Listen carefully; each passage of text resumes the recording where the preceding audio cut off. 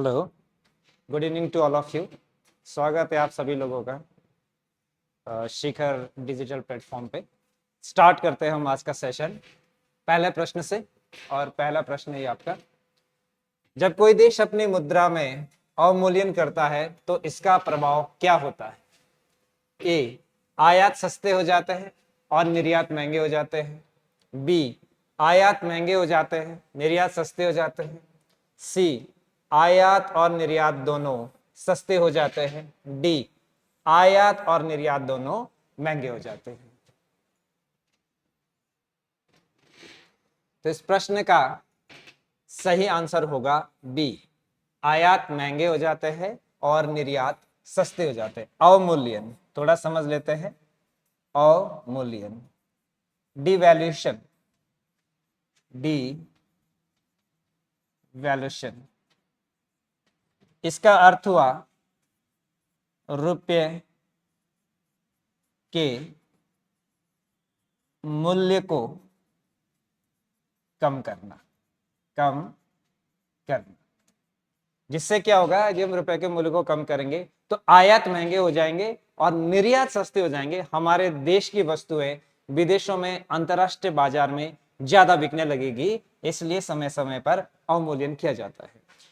आज तक भारत सरकार ने 3 बार रुपए का अवमूल्यन किया है।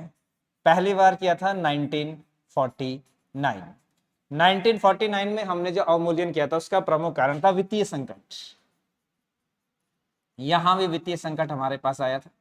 फिर 1996 में हमने किया दूसरी बार रुपए का अवमूल्यन। उस टाइम संकट था चीन और पाकिस्तान युद्ध। चीन और पाकिस्तान युद्ध के कारण हमें डिवैल्यूएशन 1966 में करना पड़ा। 1991 में अगेन वित्तीय संकट के कारण हमें फिर से रुपए का अवमूल्यन करना पड़ा। तो 3 टाइम अभी तक रुपए का अवमूल्यन किया गया है। नेक्स्ट क्वेश्चन पर चलते हैं।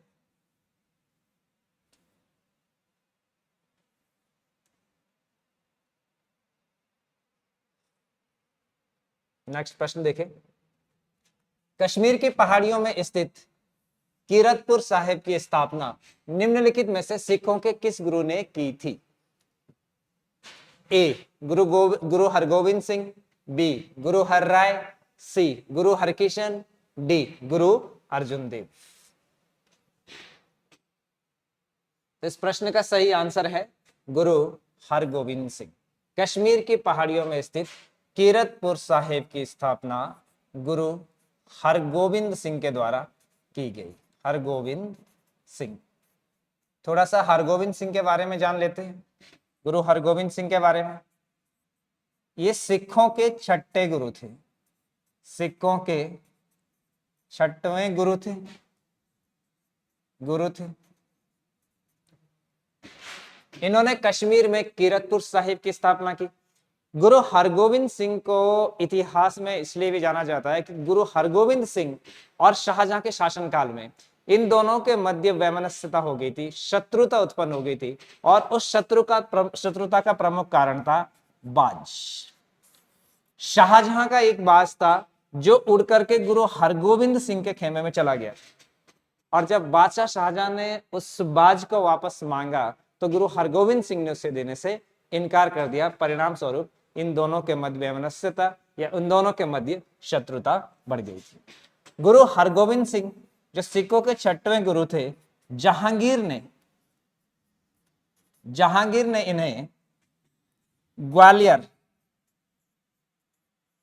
ग्वालियर के दुर्ग में बंदी बनाकर रखा था। ठीक, ये 2 पॉइंट इनके बारे में आप ध्यान रखें। गुरु अर्जुन देव के बारे में थोड़ा सा देख लेते हैं। सिखों के 5वें गुरु थे गुरु अर्जुन देव। गुरु अर्जुन देव ने खुसरो की मदद करी थी। खुसरो की, ये जो खुसरो है ये जहांगीर का पुत्र है। जहांगीर का पुत्र। जहांगीर की पत्नी है मानबाई। मानबाई से उत्पन्न पुत्र का नाम है खुसरो। तो खुसरो ने विद्रोह किया है जहांगीर के खिलाफ, तो उसमें आशीर्वाद और धन से मदद इनकी करी थी गुरु अर्जुन देव ने। परिणाम ये हुआ कि बाद में जब खुसरो पराजित हो गया जहांगीर से, तो पांचवें गुरु अर्जुन देव को राजद्रोह के उसमें आरोप में गिरफ्तार कर लिया गया और इन्हें फांसी दे दी गई जहांगीर के द्वारा।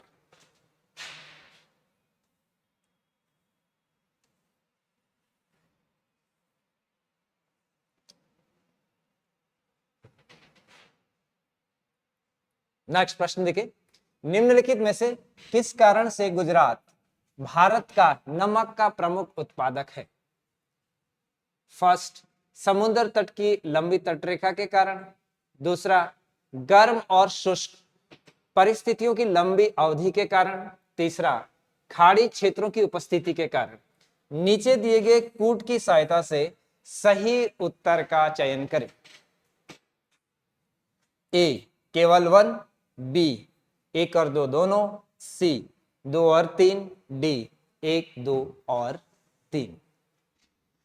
तो ध्यान से पढ़िए इस प्रश्न को और कोशिश करिए इसे सॉल्व करने का। ये आपसे पूछ रहा है निम्नलिखित में से किस कारण से गुजरात भारत के नमक का प्रमुख उत्पादक है।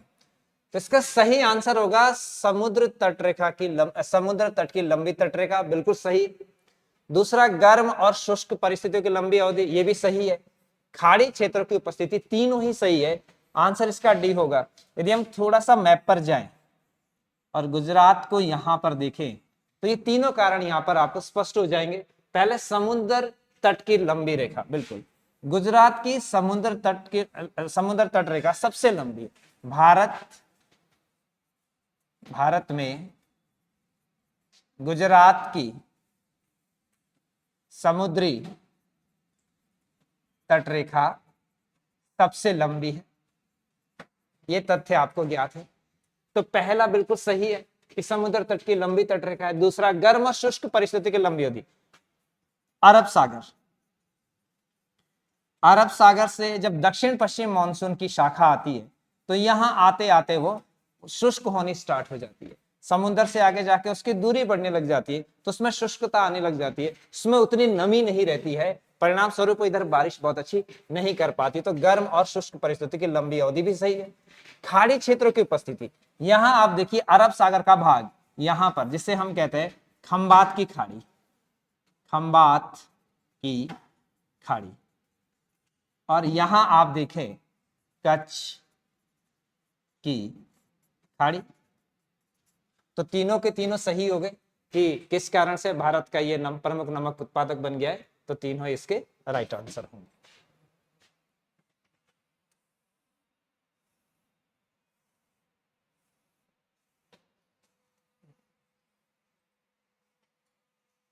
नेक्स्ट प्रश्न देखें,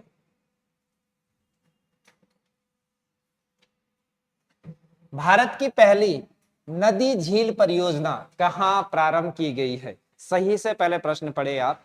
प्रश्न पूछा गया है भारत की पहली नदी और झील परियोजना कहां प्रारंभ की गई है? ए श्रीनगर जम्मू और कश्मीर, बी बनारस उत्तर प्रदेश, सी हरपुरा मध्य प्रदेश, या डी अलीपुर पश्चिम बंगाल। ये रिसेंट का प्रश्न है, आपका करंट अफेयर्स का प्रश्न है। यदि आपने करंट अफेयर्स पढ़ा है तो आपको पता होगा, अन्यथा इस प्रश्न को सॉल्व करने में थोड़ी परेशानी आपको हो सकती है। और इसका सही उत्तर है सी हरपुरा मध्य प्रदेश में पहली बार नदी झील परियोजना को, नदी को झील से कनेक्ट कर गया है, एक दूसरे को दोनों को कनेक्ट किया गया है। इससे पहली नदी झील परियोजना है ये भारत की, और ये हरपुरा मध्य प्रदेश में है।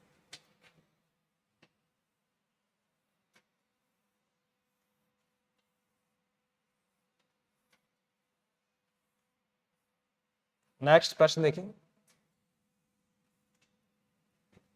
निम्नलिखित में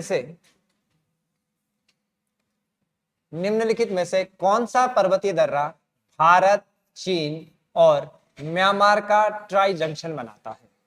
निम्नलिखित में से कौन सा दर्रा भारत, चीन और म्यांमार का ट्राई जंक्शन बनाता है? ए नाथुला दर्रा, बी जालपला दर्रा, सी बॉमडिल्ला दर्रा, डी दीफू दर्रा।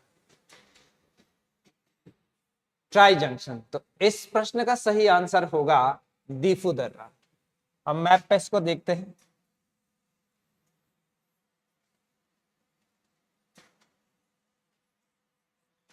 नाथुला दर्रा सिक्किम में है। ये देखिए, ये सिक्किम है, सिक्किम में है आपका नाथुला दर्रा। नाथुला दर्रा 1962 इंडो चाइना वॉर से पहले चाइना के साथ हमारा व्यापार इस नाथुला दर्रा से होता था, बट 1962 के बाद इस व्यापार को बंद कर दिया गया और नाथुला दर्रा से पुनः व्यापार स्टार्ट हुआ 2006 से। तो नाथुला दर्रा यहाँ है। जलेपला दर्रा भी आपका सिक्किम में है। जलेपला दर्रा भी आपका सिक्किम में। बोमडिला दर्रा आपका अरुणाचल प्रदेश में है। बोमडिला अरुणाचल प्रदेश में। और जो इस प्रश्न का सही आंसर है दीफू दर्रा, वो आप यहां देखें, दीफू दर्रा ट्राई जंक्शन पर है, ये भी अरुणाचल प्रदेश में दीफू दर्रा।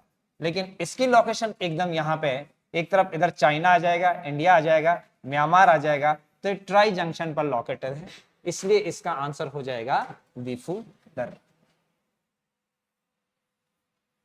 नेक्स्ट प्रश्न,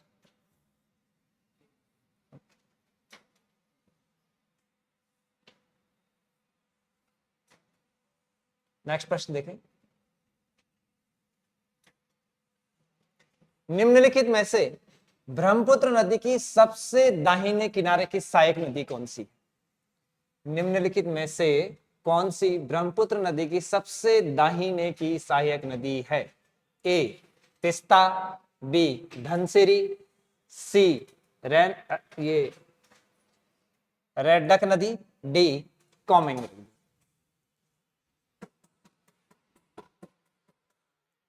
आंसर देने की कोशिश करें।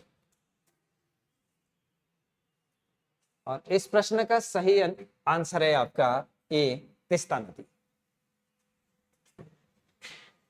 तिस्ता नदी। अब देखते हैं ब्रह्मपुत्र के सबसे दाहिने किनारे की नदी। अब यहां देखें इसको मैप पर।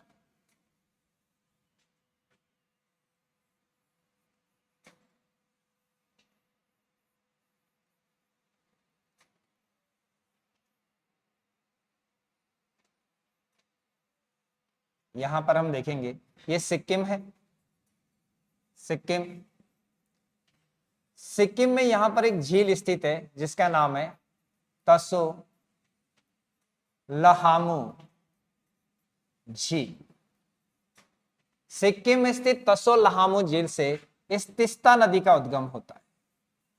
तिस्ता नदी का उद्गम, यदि आपसे पूछा जाए तिस्ता नदी का उद्गम कहाँ है, तो तसो लहामू झील। इसी तसो लहामू झील को जो एक हिसाब से पानी प्रोवाइड करवाता है, उस ग्लेशियर का नाम है जेमू ग्लेशियर। तो कभी कभी जेमू ग्लेशियर भी पूछा जा सकता है, वो भी सिक्किम में, यहीं से तिस्ता नदी निकलती है।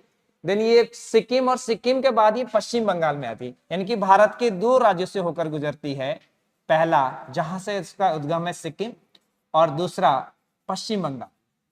सिक्किम और पश्चिम बंगाल के बाद ये बांग्लादेश में एंटर हो जाती है, और यहां ये मिलती है ब्रह्मपुत्र से, यानी कि ब्रह्मपुत्र से तिस्ता नदी बांग्लादेश में मिलती है, और बांग्लादेश में ब्रह्मपुत्र को हम कहते हैं जमुना, और ये यहां से इसके तिस्ता नदी मिल जाती है। तिस्ता नदी जल विवाद न्यूज़ों में रहता है, हमेशा पूछा जा सकता है तिस्ता नदी जल विवाद किन दो देशों के बीच है, तो इसका सही आंसर होगा भारत और बांग्लादेश। नेक्स्ट प्रश्न देखें।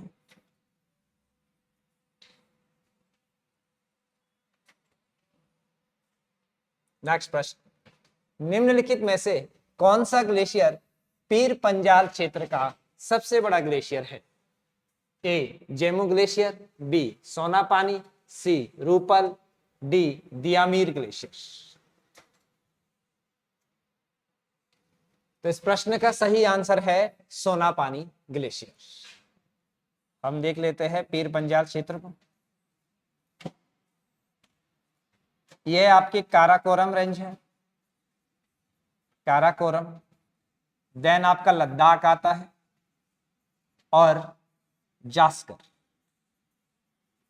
काराकोरम, लद्दाख, जास्कर, देन ये आपकी रेंज है जिसे हम कहते हैं पीर पंजाल श्रेणी। जम्मू कश्मीर। काराकोरम, लद्दाख, जास्कर, ये ग्रेटर हिमालय के अंतर्गत आते हैं। महान हिमालय श्रेणियां बोलते हैं हम इसको, महान हिमालय के अंतर्गत आते हैं। और पीर पंजाल, धौलाधर, नाग टिब्बा, मसूरी, ये मध्य हिमालय श्रेणियों के अंतर्गत आती है, मध्य हिमालय के अंतर्गत आते हैं। इसी पीर पंजाल पर्वत श्रेणी के पास एक झरना स्थित है जिसे आप बेरी नाग या शेषनाग झरना कहते हैं, जहां से झेलम नदी का भी उद्गम।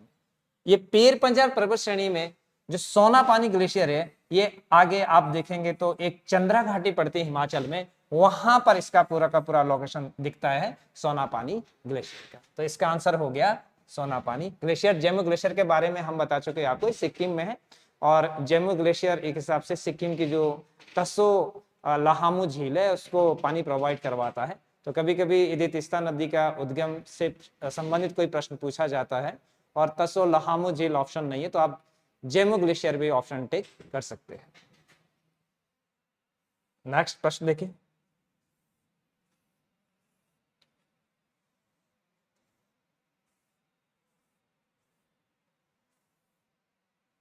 नेक्स्ट प्रश्न,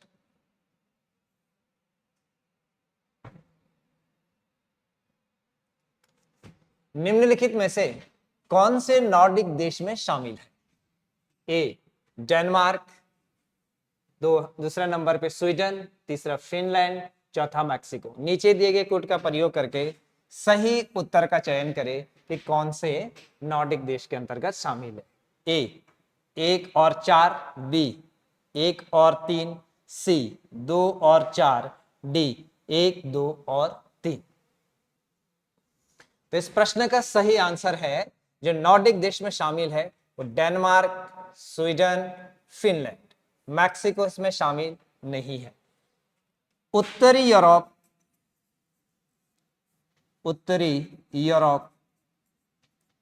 और उत्तरी अटलांटिक,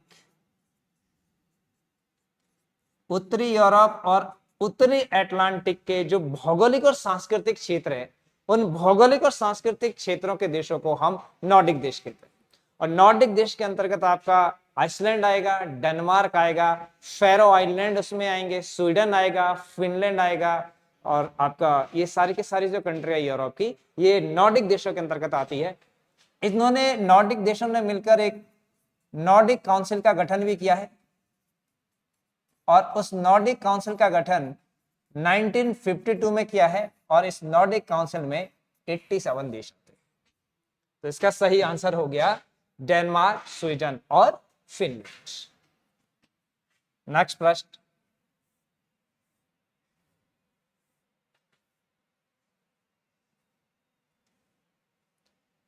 देखें। कोरल द्वीप समूह, कोरल द्वीप समूह निम्नलिखित में से किन दो देशों के मध्य विवाद का कारण बना है? कोरल द्वीप समूह, ए जापान और चीन, बी चीन और फिलीपींस, सी रूस और जापान, डी चीन और ताइवान। इस प्रश्न का सही आंसर है रूस और जापान। कोरल द्वीप समूह रूस और जापान के बीच है। यदि आप इनको ऐसे लोकेशन वाइज भी देखते हैं, इंडिया से आप आगे जाते हुए इन्हें देखेंगे, इस तरफ को आपको आना पड़ेगा। इसको हम यहां देख लेते हैं। यूरोप की तरफ से यदि हम ले जाते हैं ऐसे, इस तरफ को,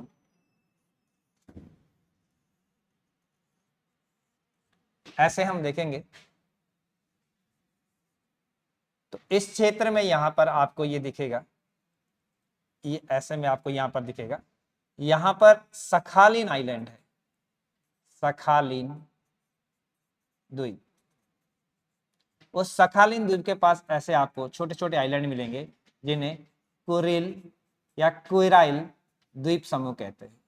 ये कोराइल द्वीप समूह के एक तरफ आप यहां देखेंगे तो ओखोटस्क सागर होगा, ओखोटस्क सागर दिखाई देगा, और यहां ऊपर की साइड आप देखेंगे तो बेरिंग सी सागर दिखाई देगा, बेरिंग सागर।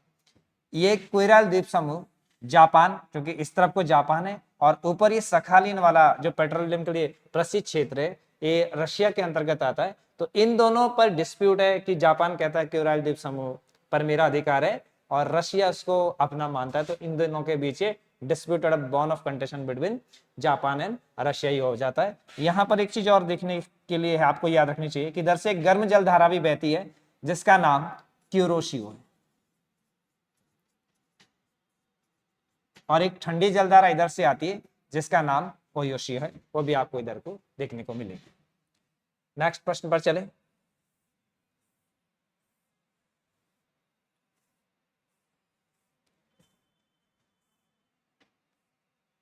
नेक्स्ट है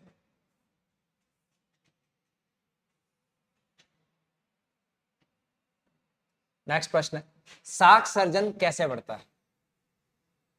ए, यदि आरबीआई नगद रिजर्व बढ़ाता है। बी, यदि आरबीआई नगद आरक्षण अनुपात बढ़ाता है। सी, यदि आरबीआई नगद आरक्षित अनुपात को कम करता है। डी, यदि आरबीआई नगद रिजर्व कम रखता है। साख सृजन यानी कि आपको क्रेडिट क्रिएशन साख को बढ़ाना है, तो आप इसमें से कौन सा उपाय अपनाएंगे? तो इसका सही आंसर है कि यदि आरबीआई नगद आरक्षण अनुपात को कम करता है, अर्थात CRR कैश रिजर्व रेशो को यदि कम करेगा तो क्रेडिट क्रिएशन हो सकता है, साख को बढ़ाया जा सकता है। नगद आरक्षित अनुपात का अर्थ होता है कि प्रत्येक बैंक को, वाणिज्यिक बैंकों को अपनी जमा पूंजियों का कुछ अनुपात रिजर्व बैंक ऑफ इंडिया के पास रखना होता है, उसे हम कैश रिजर्व रेशो कहते हैं, कुछ अनुपात। और यदि CRR को रिजर्व बैंक ऑफ इंडिया बढ़ा देगा तो अन्य बैंक जो ऋण देते हैं वो ऋण महंगा देंगे, बैंक रेट को बढ़ा देंगे, लोग उनसे ऋण लेना, लोन लेना कम कर देंगे, तो उससे कैश क्रिएशन नहीं हो पाएगा, मार्केट में लिक्विडिटी नहीं बढ़ पाएगी। और यदि CRR को वो कम कर देगा तो सस्ते लोन उससे मिलने स्टार्ट हो जाएंगे, वो लोगों को भी सस्ते ऋण देना स्टार्ट कर देगा, जिससे मार्केट में लिक्विडिटी का फ्लो बढ़ जाएगा। तो इसका आंसर होगा सी। नेक्स्ट देखें। नेक्स्ट प्रश्न, निम्नलिखित में से कौन सा निम्नलिखित में से मुगल सम्राटों का सही कालानुक्रम को इंगित करता है? मुगल सम्राटों के सही कालानुक्रम का आपको इंगित करना है। ए, बहादुर शाह, फर्रुखसियर, जहांदार शाह, मोहम्मद शाह। बी, फर्रुखसियर, बहादुर शाह, जहांदार शाह, मोहम्मद शाह। सी, बहादुर शाह, जहांदार शाह, फर्रुखसियर, मोहम्मद शाह।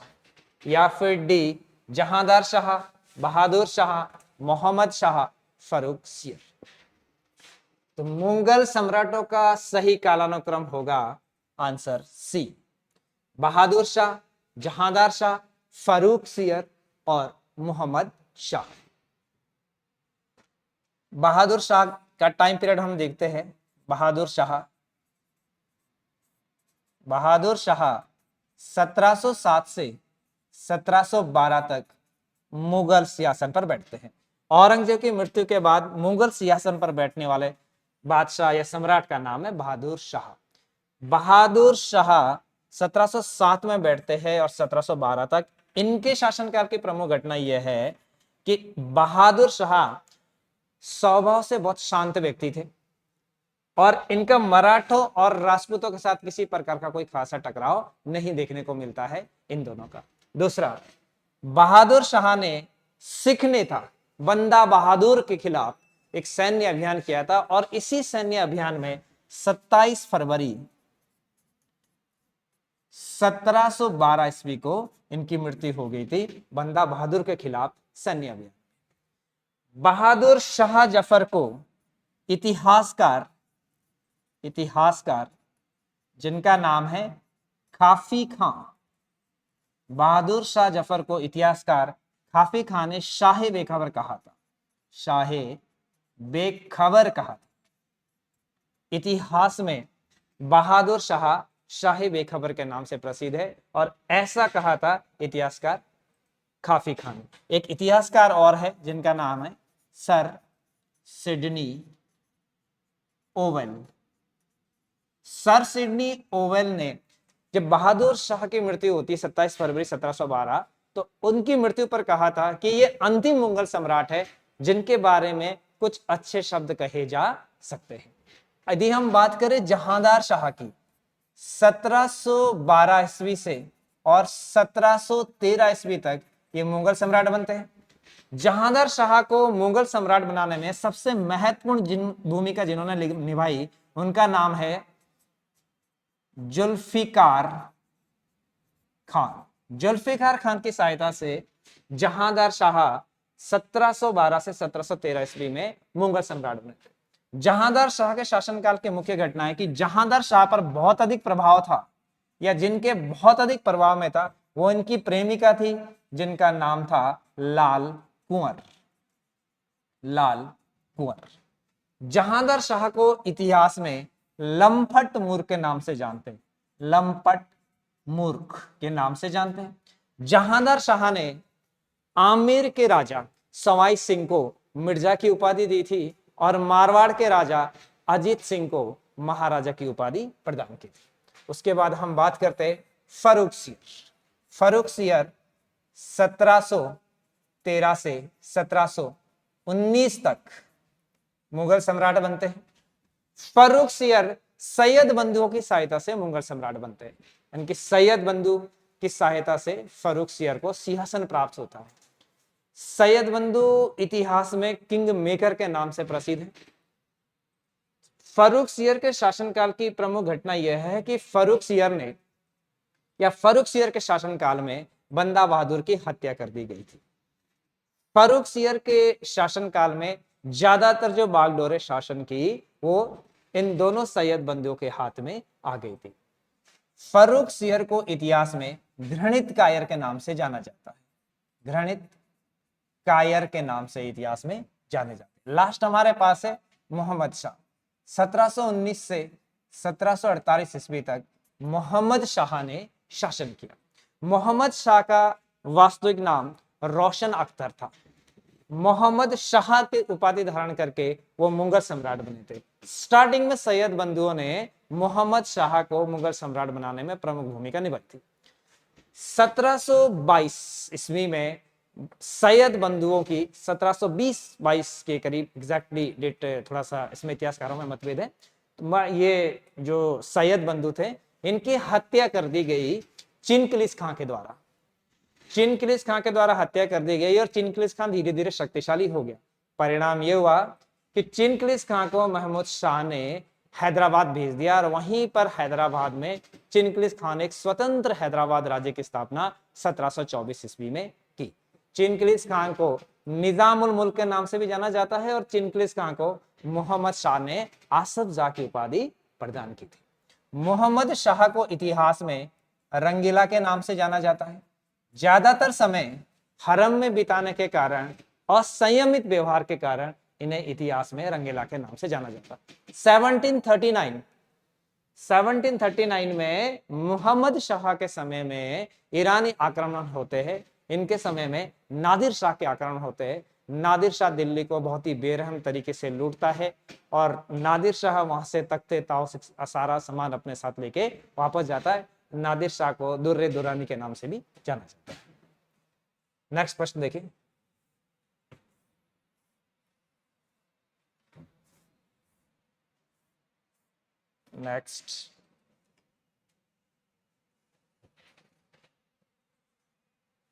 नेक्स्ट प्रश्न है, आर्थिक दृष्टि से मध्यवर्ती वस्तु का क्या अर्थ है? ए, निर्माता द्वारा उपयोग की जाने वाली अचल संपत्ति। बी, जीएसटी के बिना माल की कीमत। सी, अन्य वस्तु के पुनर्विक्रय या उत्पादन के लिए उद्योगों के बीच बेचा गया माल। और डी, उपभोक्ताओं तक पहुंचने से पहले पारगमन में माल। मध्यवर्ती वस्तु, तो इसका सही आंसर है अन्य वस्तुओं के पुनर्विक्रय या उत्पादन के लिए उद्योगों के बीच बेचा गया। मध्यवर्ती वस्तुएं जो होती है, मीडिएटरी गुड्स जो होता है, वो हम नेशनल इनकम की जब हम गणना करते हैं तो उसमें इसको शामिल नहीं किया जाता है, इन मध्यवर्ती वस्तुओं को। नेक्स्ट पे चलते हैं।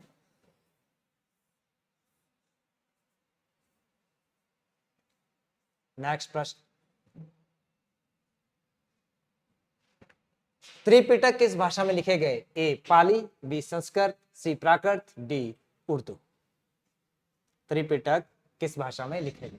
इसका सही आंसर है ए, त्रिपिटक को पाली भाषा में लिखा गया है। ये बौद्ध धर्म से संबंधित है। त्रिपिटक बौद्ध धर्म से संबंधित है, पाली भाषा में इनको लिखा गया है। इनका नाम है विनय पिटक, विनय पिटक, सूत पिटक और अभिधम पिटक, अभिधम पिटक। इनका वर्णन पाली भाषा में इसमें लिखे गए। नेक्स्ट पे हम चलते हैं।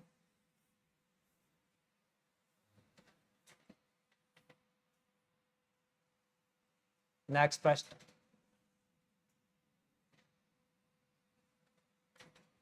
निम्नलिखित कथनों पर विचार कीजिए। ए गांधी इरविन समझौते पर हस्ताक्षर करने में तेज बहादुर सप्रू और एम.आर. जयकर ने महत्वपूर्ण भूमिका निभाई।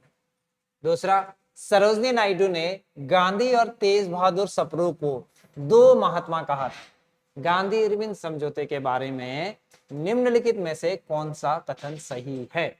ए केवल एक, बी केवल दो, सी एक और दो, डी ना तो एक ना ही दो। तो इस प्रश्न का सही आंसर यदि हम देखें, गांधी इरविन समझौता, गांधी इरविन समझौता ये इतिहास में होता है 5 मार्च 1931 को। इसी गांधी इरविन समझौते को दिल्ली समझौते के नाम से भी जाना जाता है, दिल्ली समझौता के नाम से भी जाना जाता है। इसमें पहला स्टेटमेंट सही है कि गांधी इरविन समझौते पर हस्ताक्षर कराने में तेज बहादुर सप्रू और एम.आर. जयकर की प्रमुख भूमिका रही।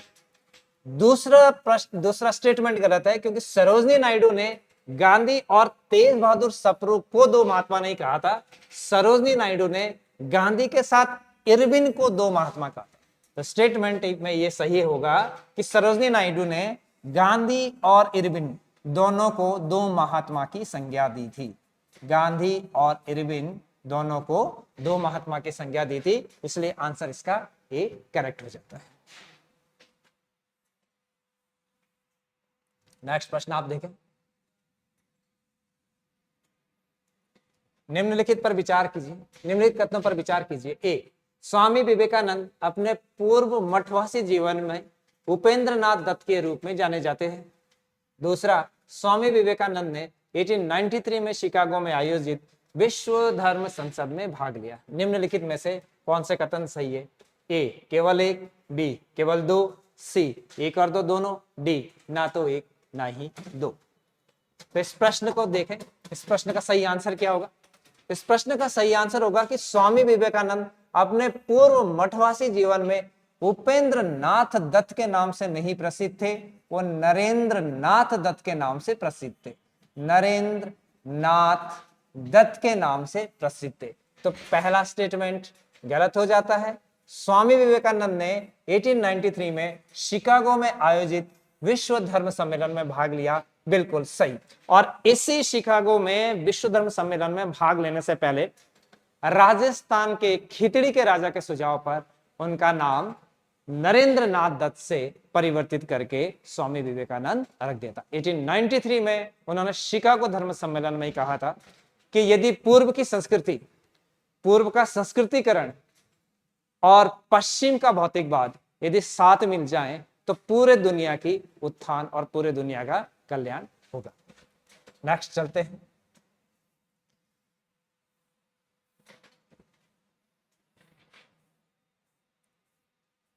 नेक्स्ट प्रश्न,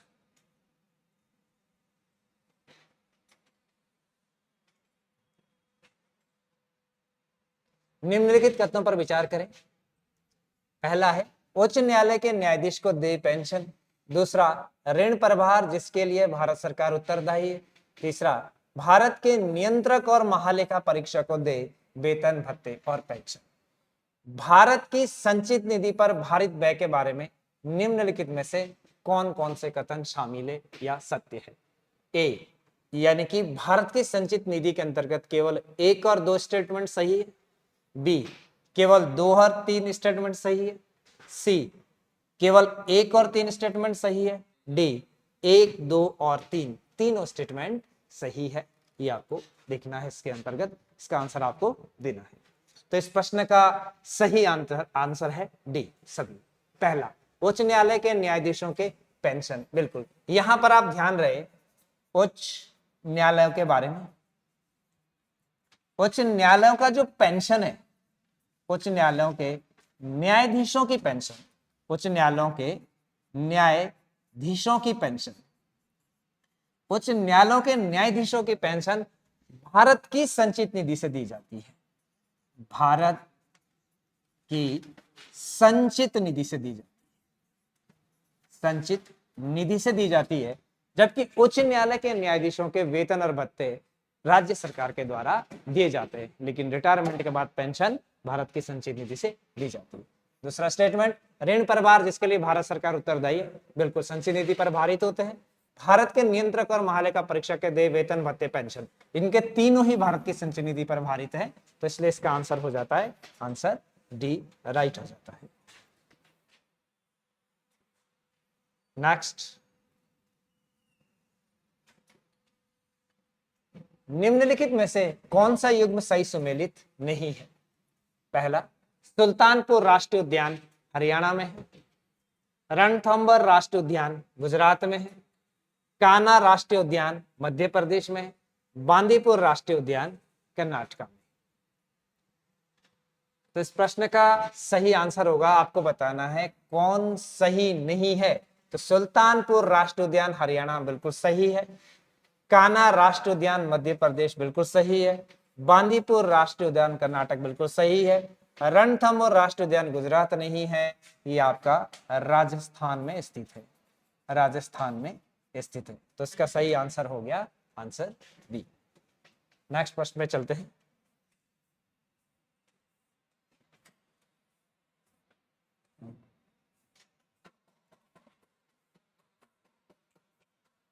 नेक्स्ट देखें, निम्नलिखित तथ्यों पर विचार कीजिए। पहला, राजा राममोहन राय का जन्म 22 मई 1772 को बंगाल के हुगली जिले के राधानगर गांव में हुआ था। दूसरा, राजा राममोहन राय को 1828 में भारत के British governor general Lord William Bentinck द्वारा राजा की उपाधि प्रदान की गई थी। तो इसमें देखिए निम्नलिखित में से कौन सा कथन सही है? केवल एक, केवल दो, एक और दो दोनों, ना तो एक और ना ही दो। तो इस प्रश्न का सही आंसर होगा केवल एक। राजा राममोहन राय का जन्म 22 मई 1772 को बंगाल के हुगली जिले के राधानगर गांव में हुआ था, स्टेटमेंट बिल्कुल सही है। राजा राममोहन राय को 1828 में भारत के British governor general Lord William Bentinck द्वारा राजा की उपाधि दी गई, गलत। राजा राममोहन राय को राजा की उपाधि अकबर द्वितीय के द्वारा दी गई थी, अकबर द्वितीय के द्वारा दी गई थी। ये मुगल सम्राट है अकबर द्वितीय, इनके द्वारा। और इन अकबर द्वितीय की पेंशन के लिए ही राजा राममोहन राय ब्रिस्टल गए थे, इंग्लैंड ब्रिस्टल, और वहीं पर इनकी 1833 ईस्वी में मृत्यु हुई। नेक्स्ट चलते हैं। नेक्स्ट प्रश्न देखिए,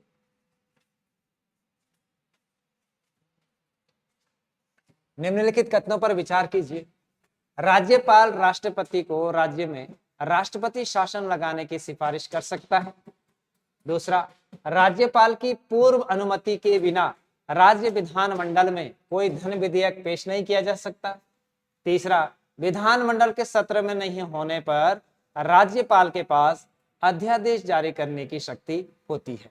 राज्यपाल के संदर्भ में निम्नलिखित में से कौन सा कथन सही है? केवल एक और दो, बी एक और तीन, सी दो और तीन, डी एक, दो और तीन।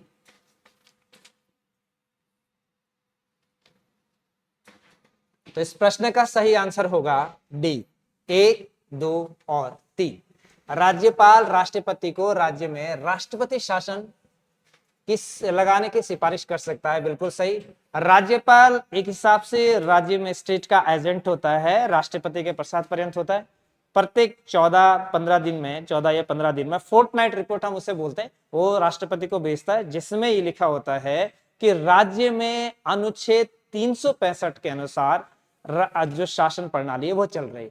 एक्चुअली ये देखना होता है सेंट्रल गवर्नमेंट को, राज्यपाल का भी यह कर्तव्य होता है कि वो संवैधानिक तंत्र के अनुसार राज्य की परिपाटी को चलाए, और वो जो निर्देशित किया गया है वो आर्टिकल 365 के अनुसार निर्देशित किया गया। और यदि राज्यपाल को ऐसा लगता है कि आर्टिकल 365 के अनुसार जो निर्देश दिए गए उसके अनुसार राज्य का शासन नहीं चल रहा है, तो वह राष्ट्रपति को राष्ट्रपति शासन लगाने की सिफारिश कर सकता है। इसलिए स्टेटमेंट ये सही है। राज्यपाल की पूर्व अनुमति के बिना राज्य विधानमंडल में कोई धन विधेयक पेश नहीं किया जा सकता है। बिल्कुल सही, बिना राज्यपाल की पूर्व अनुमति के बिना मनी बिल को नहीं लिया जा सकता, उसकी पूर्व अनुमति आवश्यक होती है। विधानमंडल के सत्र में नहीं होने पर राज्यपाल के पास अध्यादेश जारी करने की शक्ति बिल्कुल होती है, और यह शक्ति आर्टिकल 213 में होती है। तो इसलिए इसका सही आंसर हो जाएगा डी। Next question,